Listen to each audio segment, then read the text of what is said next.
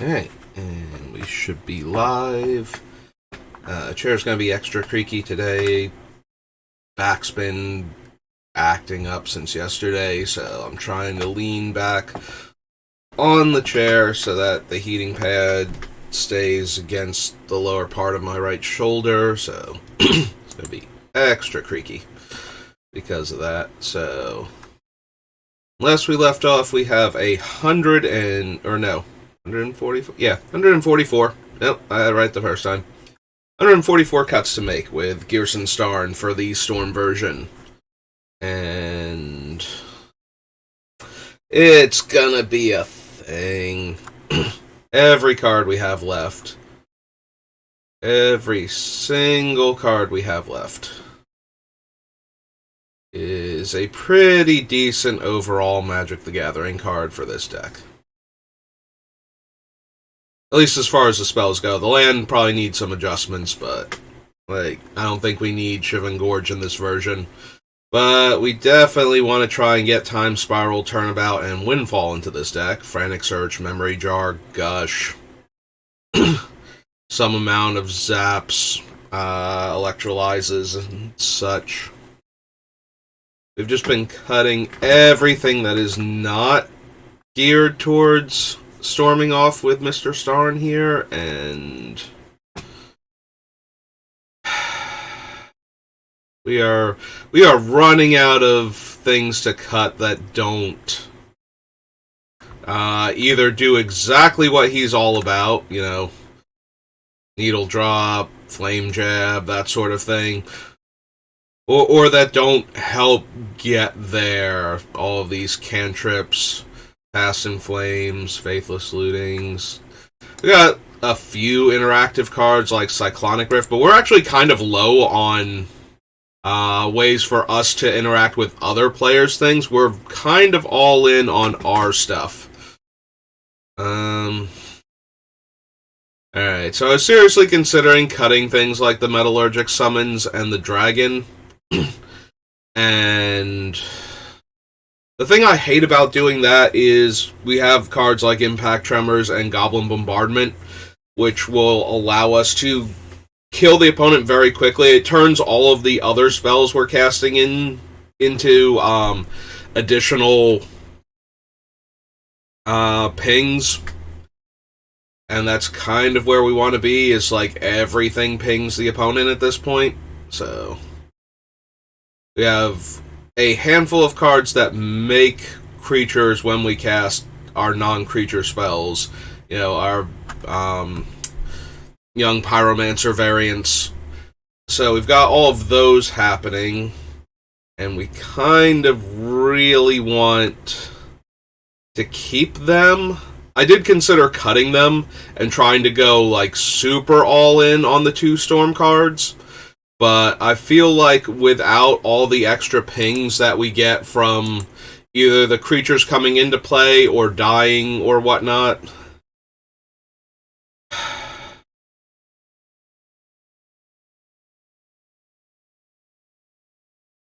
then there's the option to just ignore the actual storm nature of the deck and just cast these spells and make all of the creature tokens and get all of the pings, but that feels more like the other version that I want to build.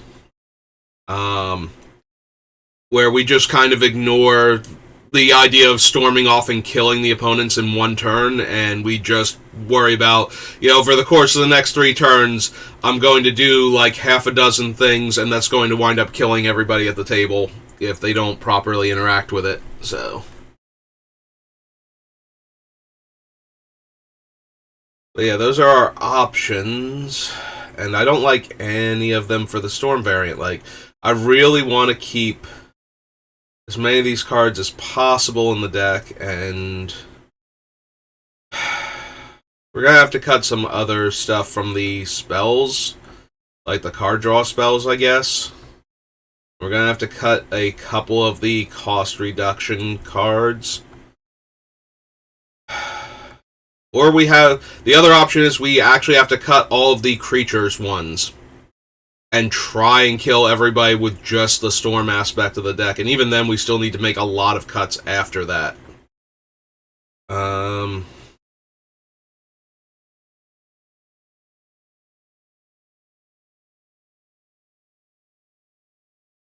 If we did that, we might need to add back in the other Niv Mizzet, the first one. And then we might want to go... If we do that, I kind of want to throw in Twister and Wheel, and push the deck all the way into the absurd spells. And then we cut some of the cheaper single card draw, and we focus on, wheeling constantly to get 7 fresh cards every chance we get. Alright, these were all our mana rocks, and after looking at them, I really didn't want to cut any of them. Like, maybe we can afford to cut 1 or 2, but it kind of feels bad to cut any of them at this point.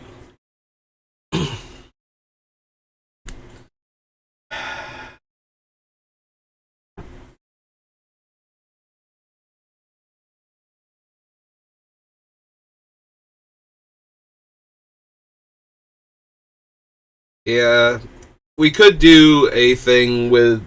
I've been talking about the Brain Freeze and Oracle, but I kind of hate doing that because then we're not using Ghyrson to win. Like, if we're going to do a self-mill deck that wins with Oracle, I'd rather have a commander that wants to self-mill or wants to mill in general, and then use that to our advantage. Or that wants to storm off in a different way. Like, Ghyrson wants to storm off because of Grape Shot and Empty the Warrens. Both of which will just kill our opponents. Of course, we would lose Empty the Warrens if we do... if we lose all the other creature things that are going on in this deck.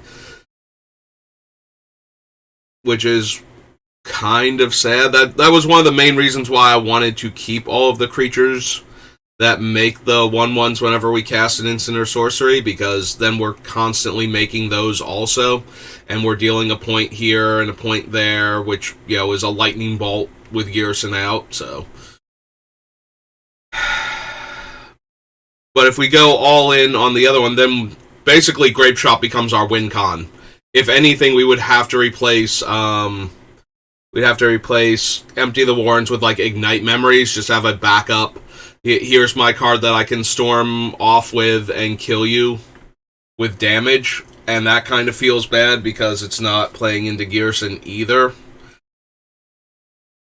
Yeah, I wanted to storm off because Empty the Warrens and Grape Shot are very in line with what Ghyrson is doing. Making a ton of 1/1 creatures is, like, perfectly within his wheelhouse.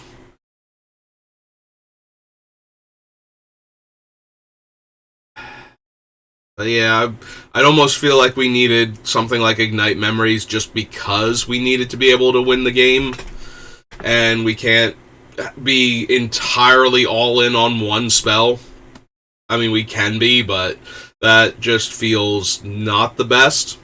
Because when that one spell gets, when we get Mind Break trapped, or time stopped or something, we're going to be really, really... really sad. So, I would prefer if we could keep everything, if we could have backup plans and ways to win the game if our one main spell doesn't go off.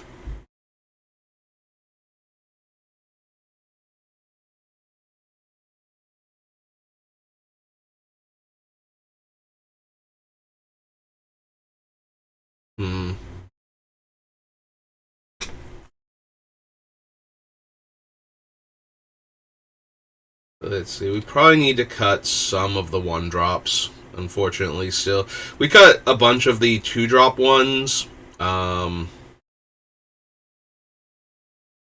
believe, like, we had, Curate and, oh god, I forget the name of it now. It's one of those ones where it's... the word can be pronounced 2 different ways and it changes the meaning, and I think both versions of the thing in context worked, and that's why I like the name of it, but yeah, it's from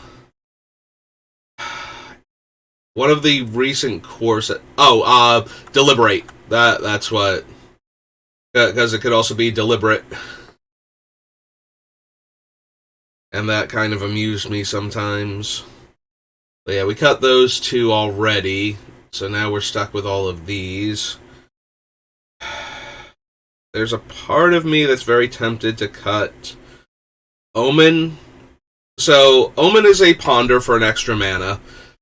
We get to see 3 cards, and the downside to ponder is that if we really like one of the cards and really don't care for the other 2, we have to risk taking the other 2 if we don't have a fetch land to crack or something, in order to get that one card that we really want. And depending on, like, it might be enough or it might not be. It might be something that we need to take and then try and get rid of the other 2 cards before we can do other things. Because we have a lot of cards that let us look at more cards and then get a card to our hand.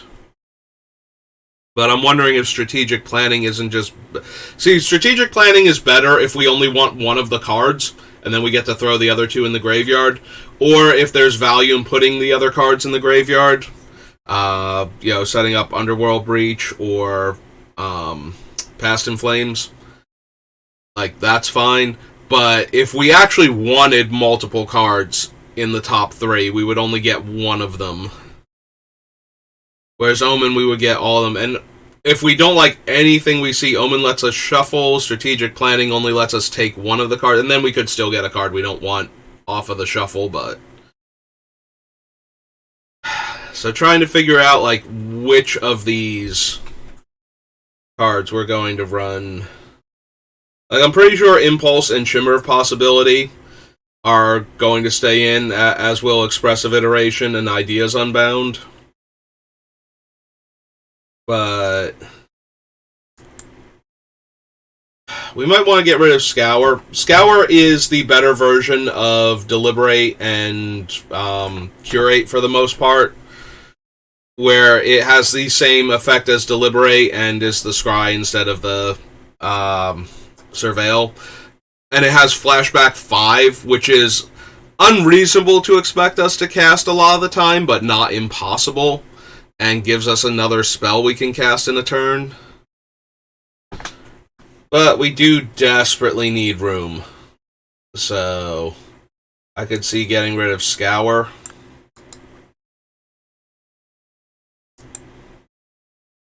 If we cut Scour all possibilities. Yeah, we have a lot of 2 and 3 mana hard draw spells. I think we've just got to get rid of some of them to make room. It won't help much, like we still need to cut so many other cards while we're at it.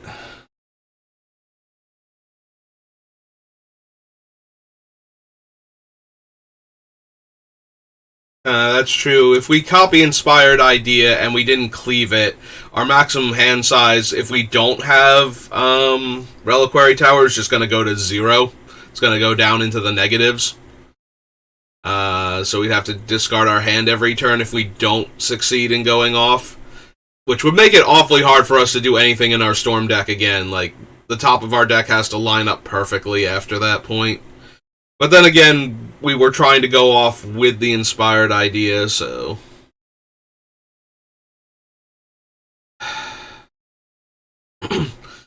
But this is one of the ones I'd rather just like, if we were going to add the Time Twister and Wheel of Fortune, like, this would be one of the easy ones to replace. This one and probably one of the other 3 drops. Maybe one of the 2s. Like, Ideas Unbound or something. Actually, it'd probably be Meditate. Or Ideas Unbound. Ideas Unbound is double blue, right? So maybe that one and keep the Meditate that lets us draw 4 and skip our next turn. Either way. still having trouble. Like, we cut the Scour. Want to keep Gitaxian Probe.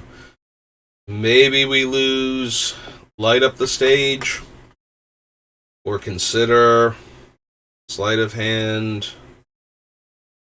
We lost Consider, Sleight of Hand, and Preordain.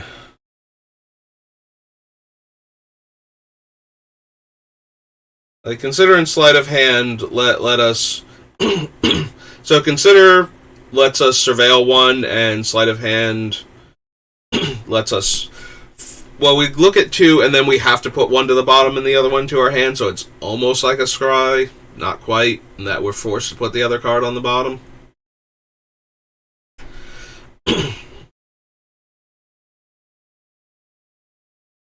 And maybe Consider, since it's only Surveil one.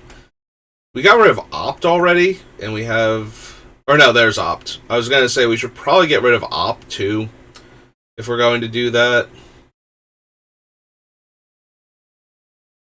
And maybe Careful Study, since we got rid of the Madness card. And we won't always have... Like, we might have to cast it fairly early on in the thing, and we won't necessarily have spells to discard, so maybe we just want a different 1-mana card draw spell. Yeah, we'd be better off with a Brainstorm or a Serum Visions at that point. Actually, Serum Visions as a worse Preordain. I suppose we can cut Serum Visions. We gotta make room, so... Yeah, I think Careful Study, too.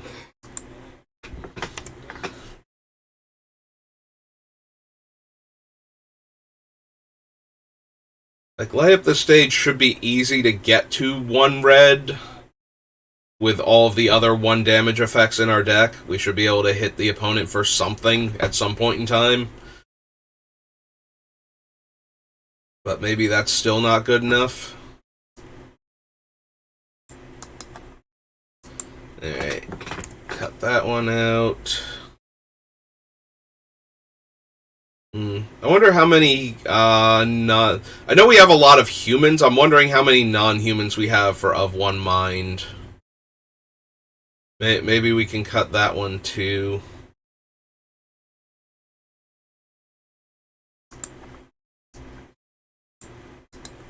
Yeah, we cut that one. Did we already cut the Opt?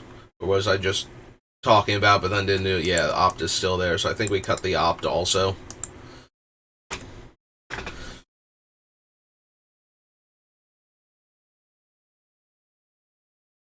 One Mind. We might even wind up cutting Faithless Looting too.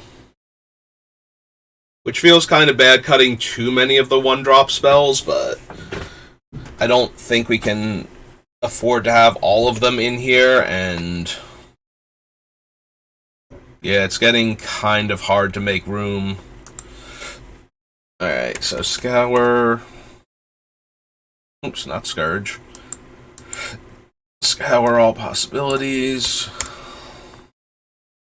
Serum Visions.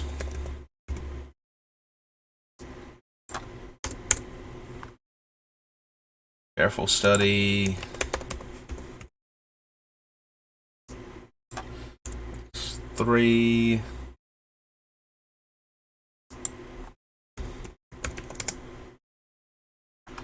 Light Up is 4.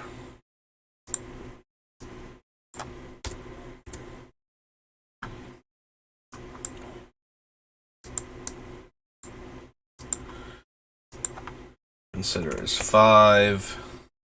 Then Opt will be 6.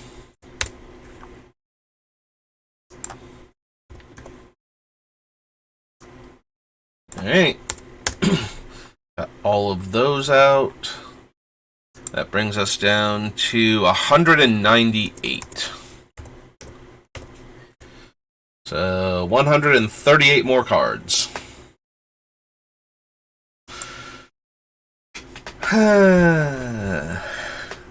Okay. So real quick on our creature count. Vision, meditate, twitch, shattering pulse, memory jar, gush, zap. Now these are making creatures, right? Yeah, I didn't think so. Not yet, anyway.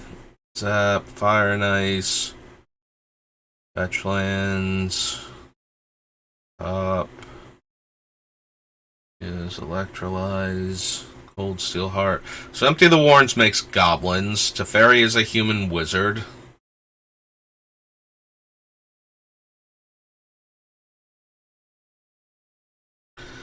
Spawning Breath makes a spawn. Snapcaster Mage is a human. Right now we're 2 and 2. Electromancer is a goblin, so 2 and 3. Human to non-human. Metallurgic Summons is 2 and 4. Baral's 3 and 4. Firebrand is 4 and 4. That's a wall, so that's 4 and 5. Murmuring Mystic is both, as he makes bird tokens. So 5 and 6. Niv Mizzet makes it 5 and 7.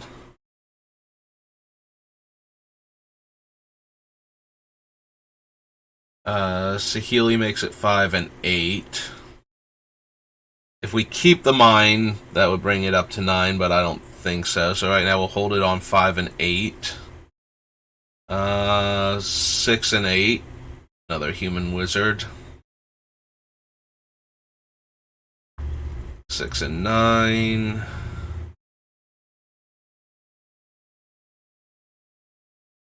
6 and 10. 7 and 10. 8 and 10 with Vadrik. 9 and 10. 10 and 10. She's a human and a non-human. She's like both of them, so technically 10 and 11. 10 and 12. I believe this makes spirits. So that would be 10 and 13 if it stays in, which it might. 10 and 14, 10 and 15. 11 and 16, because he makes the tokens. 12 and 16. 12 and 17. 12 and 18. 12 and 19. 13 and 19. 13 and 20. Alright, so we got 13 humans and 20 either non-humans or sources that make non-humans still in the deck. Is that enough to consider? Like, we have a human as our commander that we want to have in play, and we have 20 non-humans or things that make non-humans right now for the purposes of one mind. I guess if we kept all of those, but I don't know that we can keep all of them, is the issue. So if we lost, like, if we lost 10 of them total, I don't think I would want Of One Mind anymore. If we lost like 5 of them, I might still be interested in it.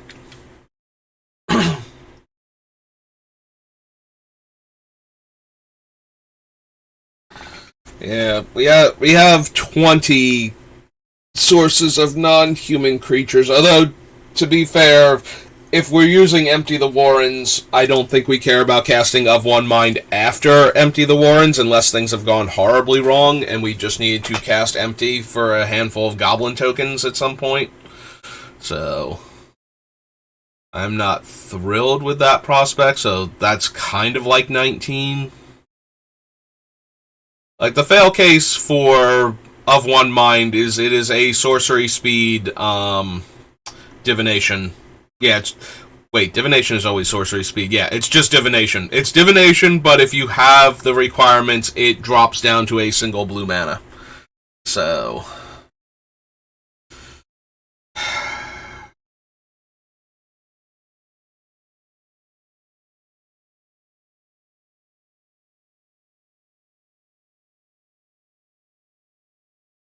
Faithless Looting. Like, we already cut the other one, but that one didn't have flashback at least.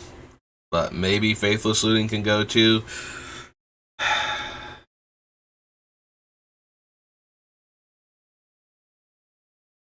Shimmer, Expressive Iteration, Omen, Strategic Planning, Intuition, Meditate, Twitch, Windfall, Frantic Search, Zap, Electrolyze, Prismari Command, Neonate's Rush, Inspired Idea.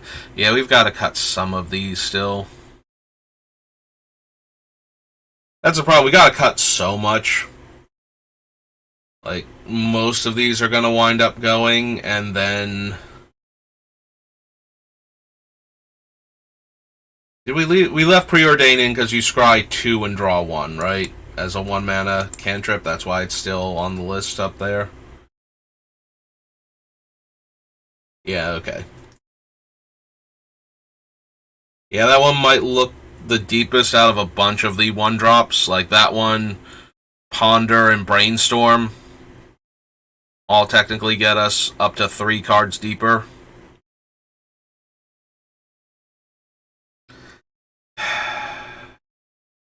I hate cutting too many of the 1-drops, but we're just not going to have room in the deck, unfortunately. Like, I want to keep chaining them together as long as possible, but...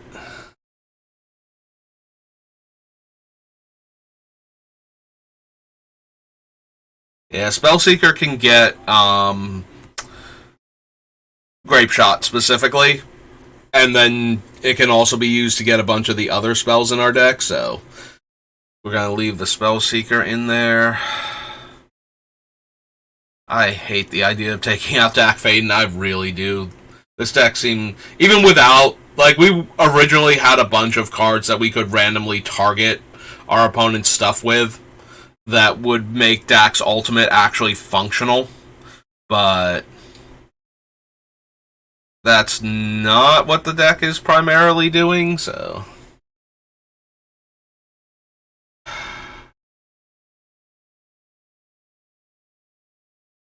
Maybe. I'm leaning towards cutting the Haughty Djinn and possibly the Jace's Sanctum or the one from Baldur's Gate. I keep forgetting the name of it. Font of Magic. Guardianship. There's nothing... There's so few cards in this deck that I want to cut right now where I'd be, like, okay with losing them.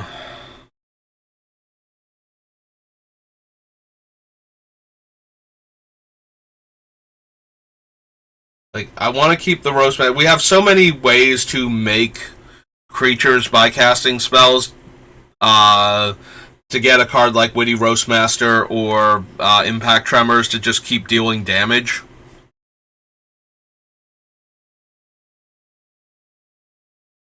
Don't want to lose... Like, Bergie is one of the best Storm enablers in Commander.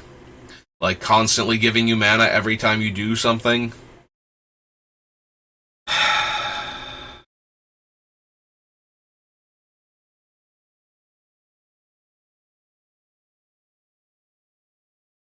Do we cut Underworld Breach? And so I'm not going to go back in and add the Brain Freeze into the deck anymore.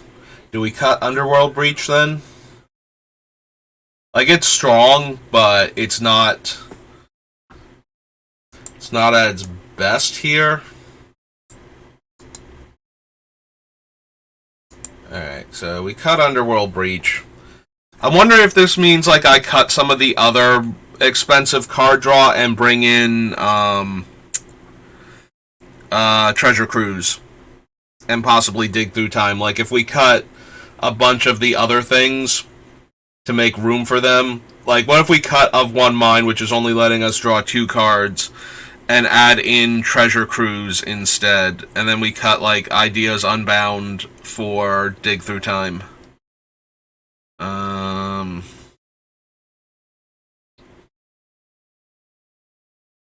I'm wondering if those would actually be better at that point.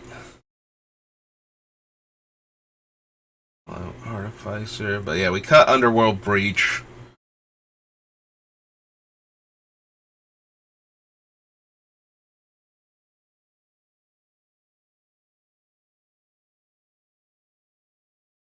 Memory Mystic. Like, everything is so on point right now. I hate cutting things. It just... Everything that we cut now is diminishing what the deck is capable of, so trying to find the right balance of each of these cards, like... Do we cut Spawning Breath? It deals a damage and makes a creature that sacrifices for a colorless mana. Like, if we copy that with Thousand Year Storm, that's amazing. Even if we're not copying it, though, we're essentially paying red to get, like, we spend red in one, we get that one mana back. So, if we reduce the casting cost on it, we spend red, but we get a colorless and get to deal the 1 damage, and it's triggering all of our other stuff. Like, everything is working so well together. It's so hard to cut anything now.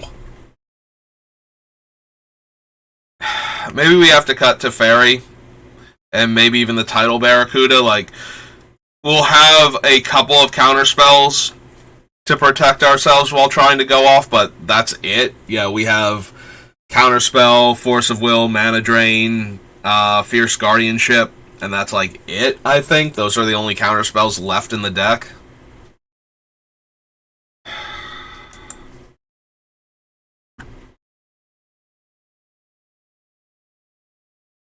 That's what I heard.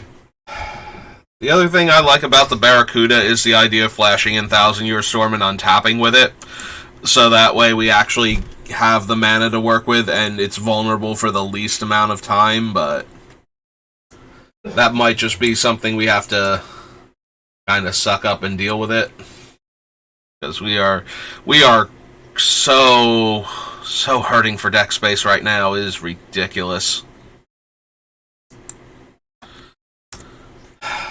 Cut that. We cut the Tidal Barracuda.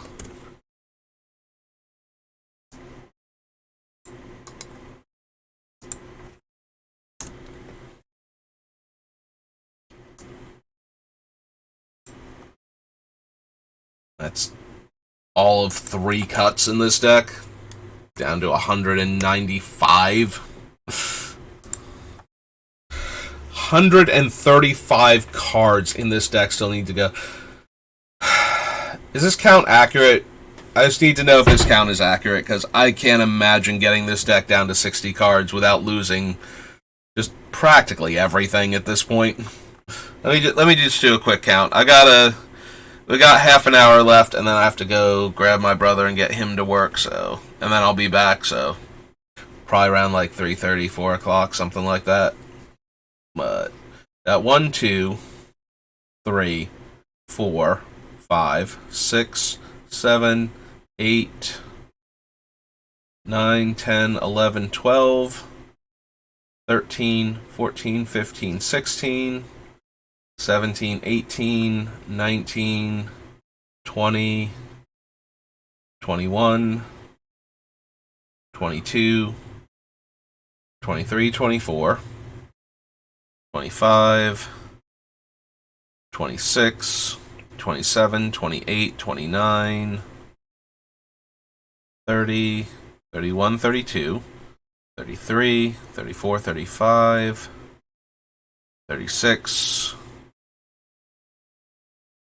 37, 38, 39, 40, 41, 42, 43, 44,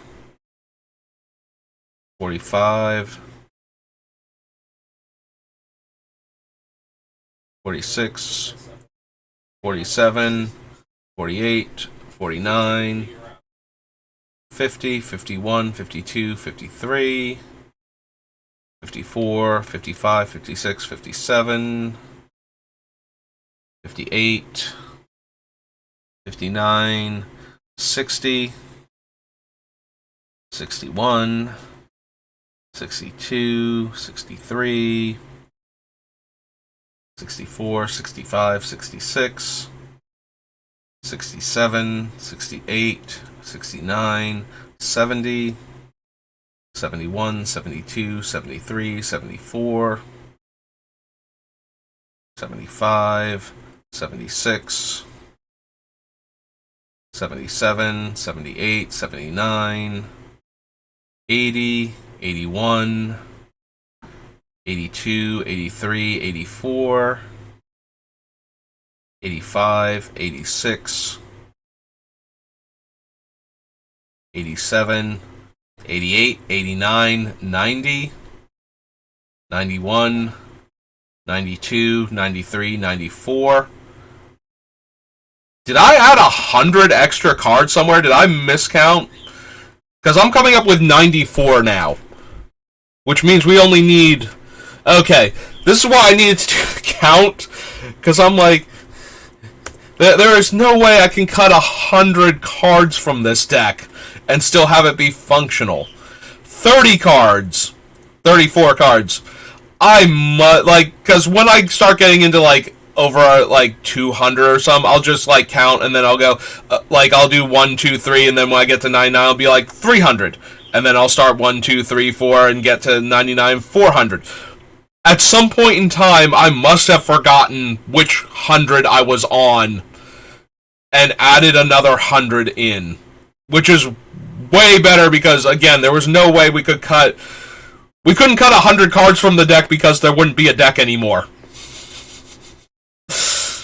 Well, I'm really glad I took a moment for my own sanity to do that, because 34 cards is still a lot, but it is way more doable than 135. Okay. Alright. I feel a bit better now. With renewed vigor and a scrap of sanity reintroduced, let's try and cut this thing down to 60-ish cards. Alright, so real quick. So there's one card in the deck that cares about the number of basic lands we have access to. So it's the staff from Warhammer. It taps for 3 mana of any color as long as I control at least 3 lands with the same name. So that's going to obviously require us to have a bunch of basic lands in the deck, if it's going to work. So I want to see real quick, because I'm not running a bunch of the comes into play tap duels that we have access to. Like, I don't know if I'm even running Volatile Fjord, and I don't think I'm running the one from Dominaria United either, for this deck anyway. Again, you can use those in place for the actual super expensive dual lands if you're trying to cut down. Although I'm trying to figure out if I'm adding Time Twister and Wheel of Fortune to this deck, so this deck is not great for the whole budget-friendly build. If we're trying to add in these draw 7s that are super expensive, like money-wise, to the deck. Yeah, we can probably do a decent budget build for the ping version of Ghyrson and have him be really powerful, but this version seems like it's not gonna do that. Right, now I distracted my... Oh, right, we were looking for the lands. Like, I'm scrolling past things too quickly because I'm looking for the lands to try and get rid of the ones that we're not using and figure out how many lands, like how many non-basics, because we have room for 40 lands, and we're going to be running the fetches. So the question then becomes, so we have Volcanic Island. We need the fetches because of some of the card effects that we're going to be looking at and putting cards back, like Brainstorm style effects. I want to be able to shuffle, ponder if we need to take one card specifically, but the other cards aren't great. So right now we have one non-basic land that's definitely making it into the deck.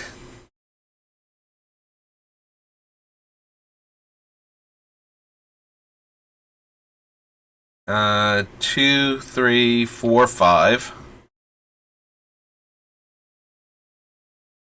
I don't think we actually need either of these now, so we can get rid of both of them.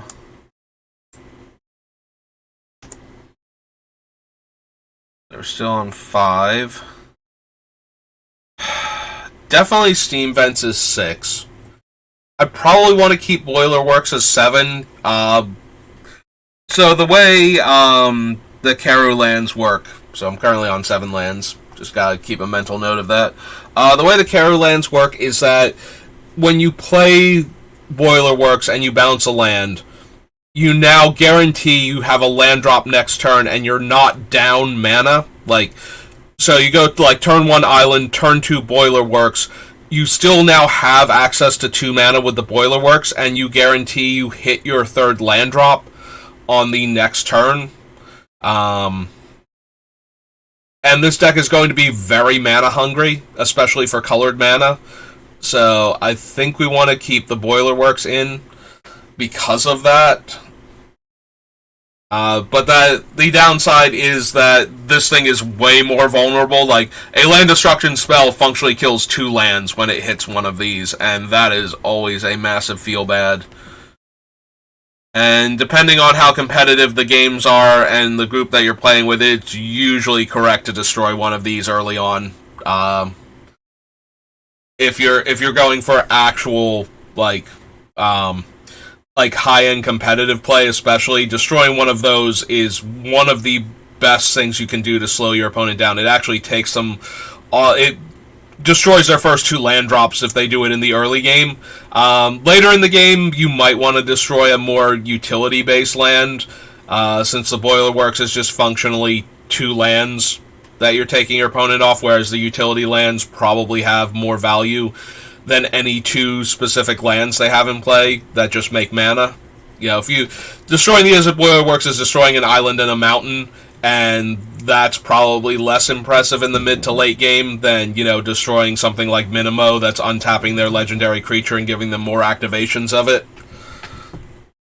But in the early game, wastelanding or strip mining one of those really hurts. I am jokingly, but only not entirely jokingly, still mad about somebody blowing up one of my Karu lands on, like, turn 3, like, in a casual game, like, 4 months ago, 5 months ago. I was like, and now I have to hate you forever. Really? It's like, no, but yeah. Like, that always hurts so much. So we were on 7 with the Boiler Works and the Steam Vents, so... Yeah, we need a Reliquary Tower. It's 8, 9, 10, 11.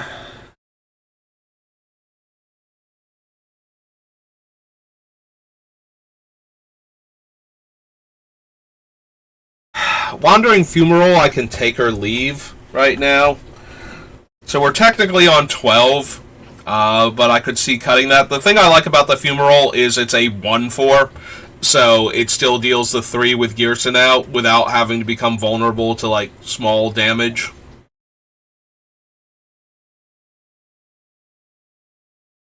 I did say 14, right?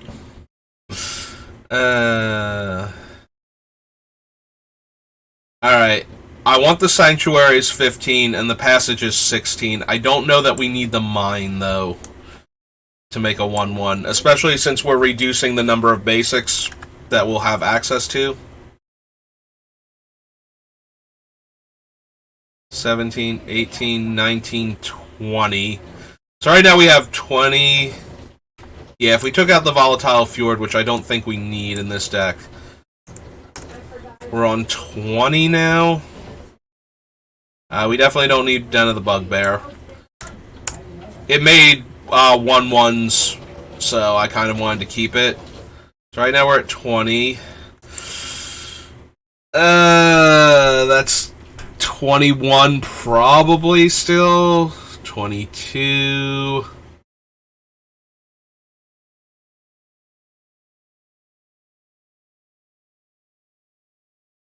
Vista is 23. Command Tower is 24. Clinic, if we want, is 25, although that's not essential. So if we cut the Clinic, That brings us down to 24. So right now we have room for 16 basics.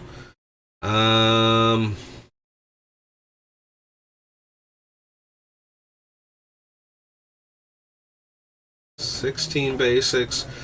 So now I kind of want to cut the maestros. That brings us up to 17 basics.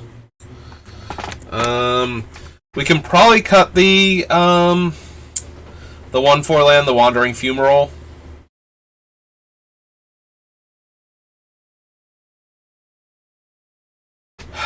Maybe we cut the Spikefield Hazard then. We cut this. I want to keep the Valakut Awakening because it lets us put cards, lets us draw more cards, basically. It's a card draw spell that can also be one of our land that's taking up a land slot and can be played as one. I like the Spikefield Hazard because it was on topic, but I'm starting to think I want the staff or whatever is the Scepter of Eternal Glory to do its thing properly, to tap for 3 mana, so that way when we untap it with a card like Twitch, we actually generate mana from it. You know, if we're reducing the casting cost on Twitch or copying Twitch, we generate mana by untapping the Staff of Eternal Glory. So if we reduce the number of non-basics in the deck, that gives us more basic lands to work with and makes it more likely that on turn 4 or 5, when we cast the Scepter, when we untap with the Scepter, we will actually have 3 lands that have the same name in play, potentially. Yeah, like, we don't need any of these land spells. I put them in there because they had function and would only take up the land slot, but I think Valakut Awakenings is the only one we actually need.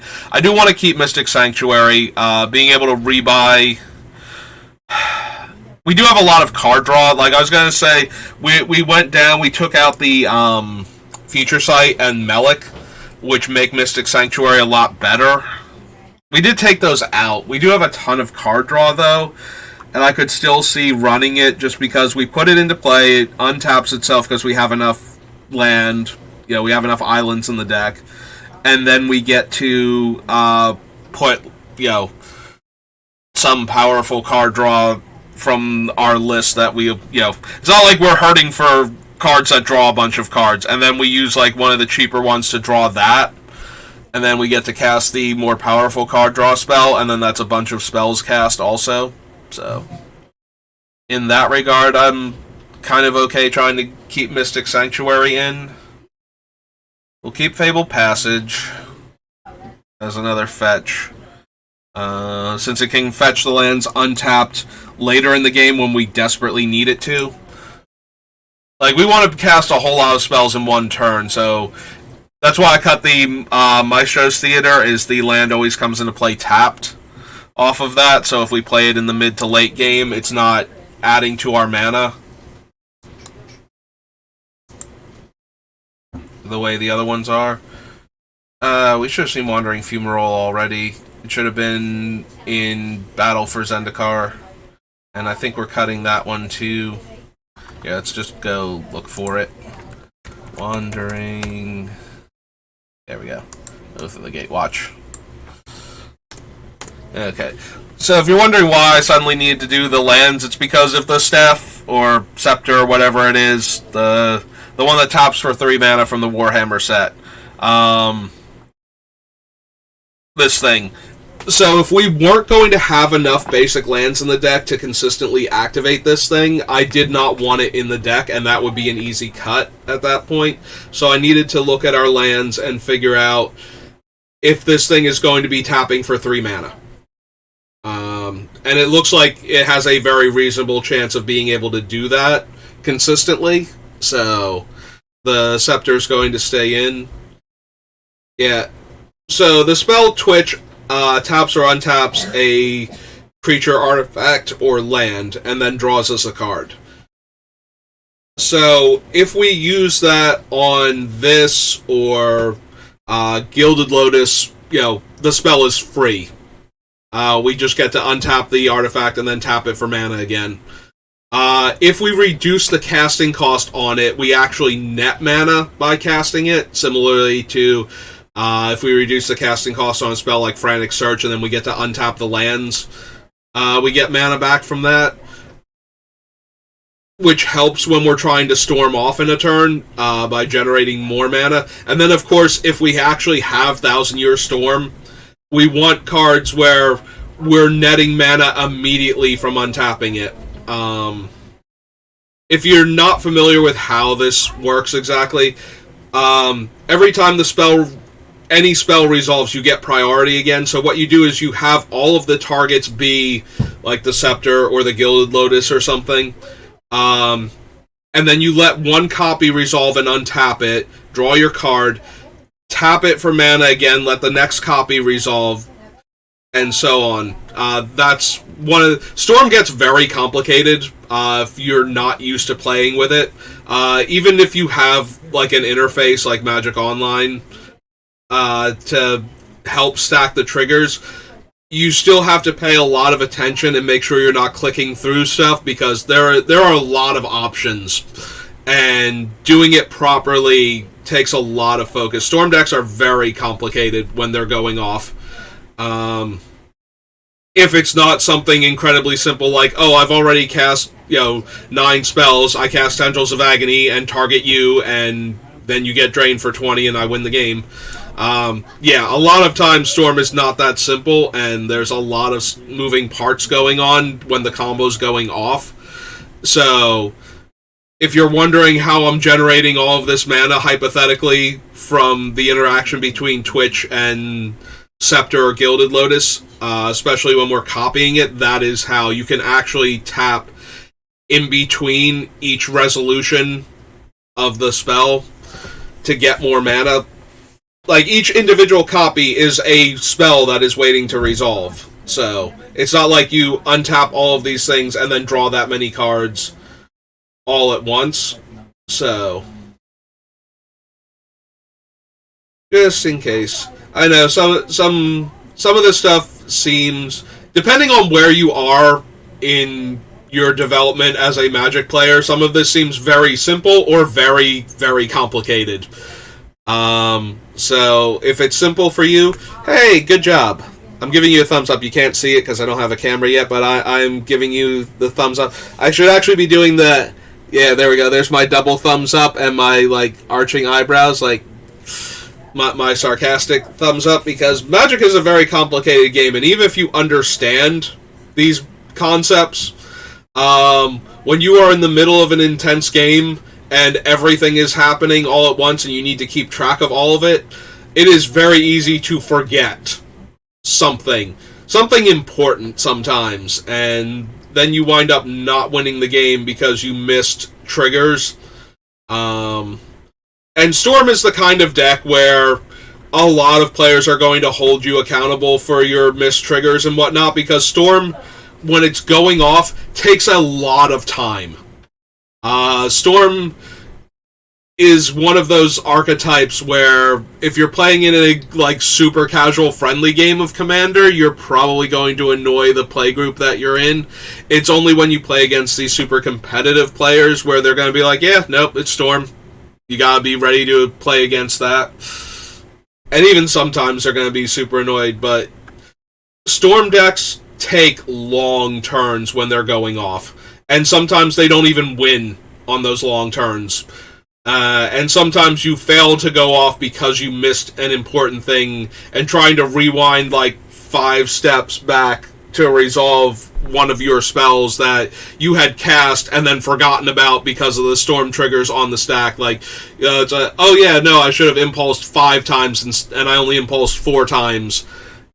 And yeah, there's a whole lot to keep track of with a Storm deck, especially when it's going off. So if you think that I'm being unnecessary or redundant by explaining how Twitch would interact with the Gilded Lotus and the Scepter, just know that there's a whole lot going on with this deck, and it's very easy to like miss a trigger or not resolve one of the copies Like, there is a whole lot going on to this deck. So trying to explain to it so that you understand why the deck is working, if you're a newer player and you're trying to figure out how this, like, mind-melting deck... Because Storm is a very mind-melting series of events when you're watching it go off, and trying to do Storm math to figure out if you can kill your opponents is a thing sometimes. Like I said, sometimes it's very straightforward. I've cast 9 spells this turn, I cast Tendrils, you die. You know, normal heads up, 60 card or 40 card limited, and we both start at 20 life. Yeah, that kind of math is super easy. It's this nonsense where we're trying to figure out how to get 40 damage per player in a single turn using a thing that baseline does a single point of damage. Might be just a tiny bit more complex. So if I pause to explain how certain cards are interacting, it's only because I realize that not everybody is going to fully grasp that immediately, that this is how the card is actually working and why it's generating mana instead of being neutral or, you know, going down mana.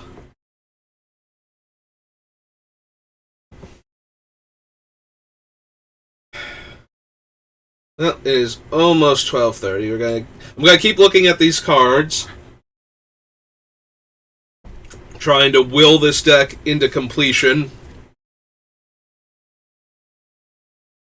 We're going to have to cut some number of the cost reduction cards still. Ghyrson is only one less. It's a very powerful flyer. Like, it can attack in for a ton of damage sometimes. Just because it's based on instants and sorceries in my graveyard, which I should have a ton of. But if we're planning on taking out some of the other card draw and maybe adding in the delve card draw spells, then I guess we can cut the Ghyrson as like one of the worst ones. So I think that leaves Vadric, Jace's Sanctuary, and the thing that I refuse to remember the name of, even though I just looked it up before, like, Font of Magic. There we go. I'm actually starting to remember it. Font of Magic. The Scry is really good. The potential to get an extra mana off the casting cost might be better, though.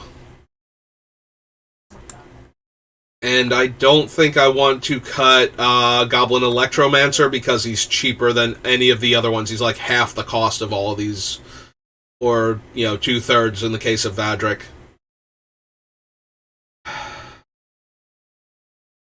The extra Scry is so good. I don't want to cut Brawl because he's also in the same casting cost as Electromancer, so I'd rather have the cheaper ones first.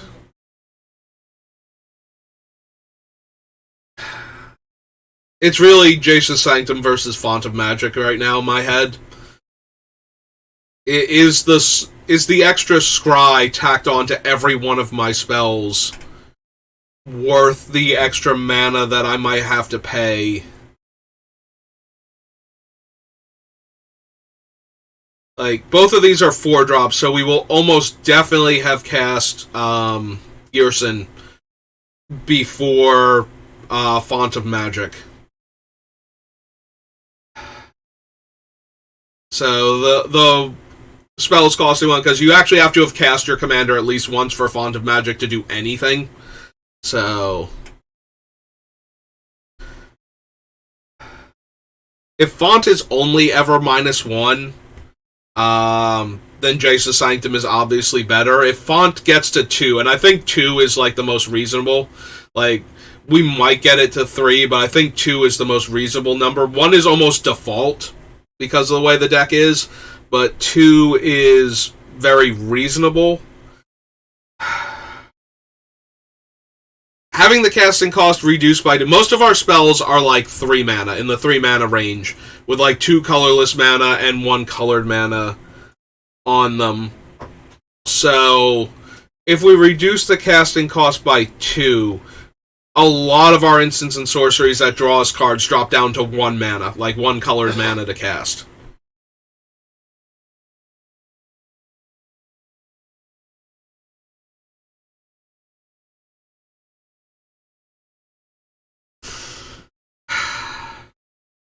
I really like that idea. I also like these. The problem is that scrying one on top of. I kept talking before about how in previous streams, the number of cards we theoretically get to see per mana that we're spending. Like, how many cards do we get to see with this one versus this one? Because we're trying to storm off. We need a critical mass of spells cast in order to have the storm count be high enough to win the game. So the more looks we get at, because let's say the top like 5 cards of our deck, we have a land clump. Seeing more cards per spell gets us through that land clump that much faster. Like, if we're only looking at a maximum of 3 cards per spell and there's 5 land on top of our deck, we have to cast 2 spells, and we're only going to see 1 spell maximum at that point. So that 1 spell is going to have to be something we can cast and something that lets us keep going. Whereas if we add in a scry, now we get to potentially see up to 3 spells by the time we're through the land clump. Because we got to scry 2 of those lands to the bottom and look at it like another. So we're looking another 2 cards deeper functionally. And that kind of thing becomes very important when we're trying to cast upwards of like 10 or 15 spells in a single turn. Like, in order for us to actually get to the critical mass where Ghyrson and his triggers kill somebody, we have to deal 40 damage to them. So we need to hit them, what is it? We need to deal 40 damage divided by 3, so that's 10. So we need to cast 14 spells that are dealing 1 damage to each of our opponents. And for every thing that we add in that's dealing another point of damage, we get another lightning bolt. So we can get up to like 6 with 2 things, and then, so then we only need 7 spells cast to deal 42 damage to them. But we still need to cast like 7 spells in a single turn for that to work, unless we can get a 3rd creature out. Then we need to cast 4 spells that are each dealing 1 damage per thing. But in order to storm off successfully, we're probably going to need to cast about 7 spells in a single turn with some level of consistency. And possibly we do need to cast, what did I say before, the 12 or 13 spells? It was 14. So some much higher number. I think it should be 14. If it was 7 spells, then we double the number of pings. We should be at like 14 spells. So yeah, there might be a point in time where we need to cast upwards of 14 spells in a single turn. And that's going to require a whole lot of stuff going our way all at once.